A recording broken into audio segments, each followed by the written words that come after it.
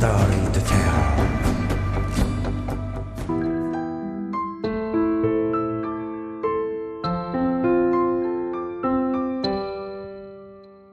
Australia is a maritime country with a vast territorial sea and exclusive economic zone, so a strong navy is required. The Australia's defense policy emphasizes a large and flexible force. Along with that is an increase in China military activities in the South China Sea. China is constructing dozens of warships, submarines, and high-tech aircraft and helicopters.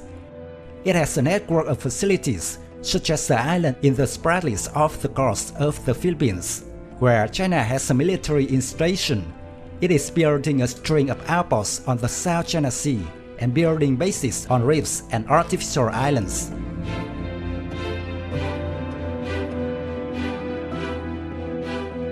This makes Australia's long-term national security more urgent, and the Royal Australian Navy has been working to make that possible. The result was two Canberra-class landing helicopter docks, with HMAS Canberra L02 is the lead ship and is the current flagship of the Royal Australian Navy fleet. Construction of the ship started in Spain in 2008, with a hull launched by Navantia in 2011. The hull was then transported to Australia in late 2012 for completion by EA Systems Australia. Canberra was commissioned on November 28, 2014.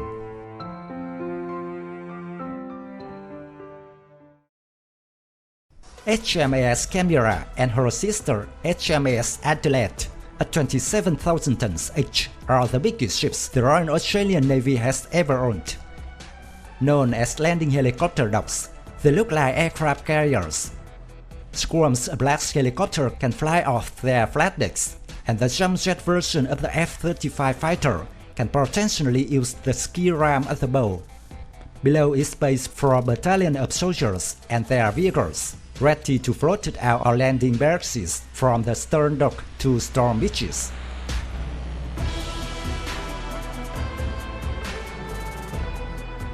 The cost of the largest Royal Australian Navy amphibious ship is about $1.5 billion. The Canberra-class design is based on the warship Juan Carlos I, built by Navantia for the Spanish Navy. The ship is divided into 112 modules, which are built and fitted out as discrete units, and then consolidated together to form the completed ship. The Canberra incorporates a conventional steel monohull with a superstructure placed on the starboard side of the flight deck. The shallowest possible draft allows the vessel to operate in shallow waters that are common in the littoral regions. The ship is 230.82 meters long overall, with a maximum beam of 32 meters and a maximum draft of 7.08 meters. The landing helicopter dock is powered by combined diesel and gas turbine propulsion system, integrating LM2500 gas turbine and HMAS 16 V2240 diesel generators. The ship is also equipped with two Siemens azimuth throttles and two bow throttles. The propulsion system provides a maximum speed of 20 knots and a range of 6,000 nautical miles.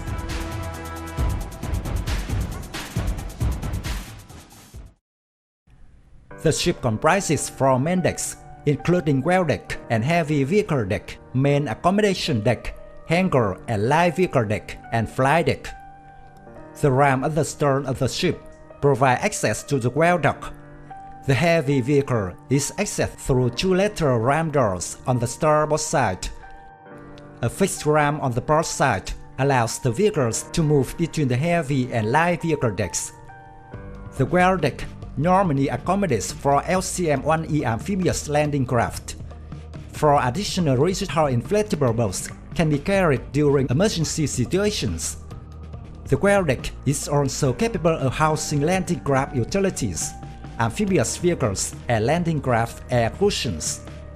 The flight deck can operate 6 MRH-90 size helicopters or 4 Chinook size helicopters simultaneously in conditions up to Sea State 5. A mixed MRH-90 transport helicopters and S-70B Seahawk anti-submarine helicopters will be carried. Up to 8 can be stored in the hangar deck, and the light vehicle deck can be repurposed to fit another 10.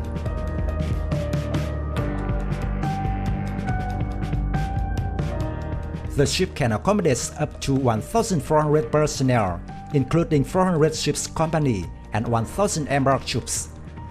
The crew accommodation facilities are located in the main accommodation deck and crew cabins, messing, medical rooms, galley, office spaces, and recreation facilities.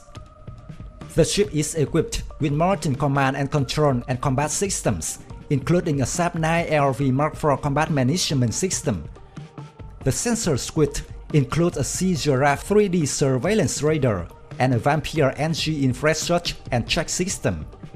The ships are fitted with defensive systems and weaponry, including Fell Typhoon 25mm remote control systems, 6 12.7mm machine guns, an ANSQL 25 Nixie torpedo decoy, and a nuclear missile decoy.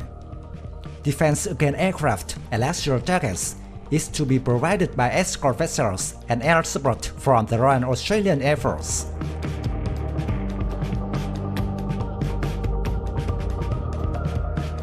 HMAS Canberra and her sister HMAS Adelaide will focus on regional military support, including in disasters, evacuation missions, and peacekeeping.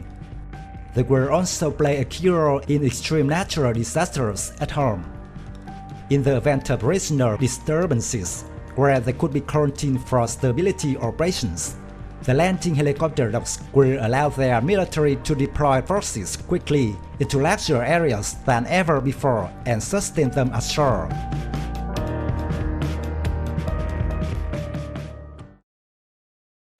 As it suggests, the Canberra-class landing helicopter docks will greatly enhance Australia's ability to project power in the massive waters surrounding the country.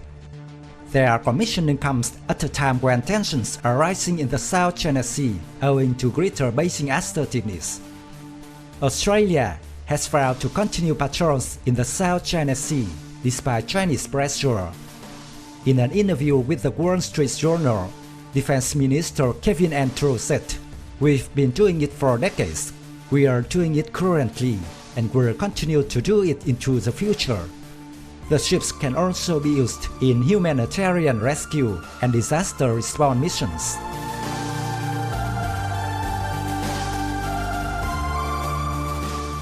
My video of HMAS Canberra ends here. Thank you for watching. If you find this video interesting, please give me your thumbs up. Don't forget to subscribe to support the channel. Goodbye and see you again.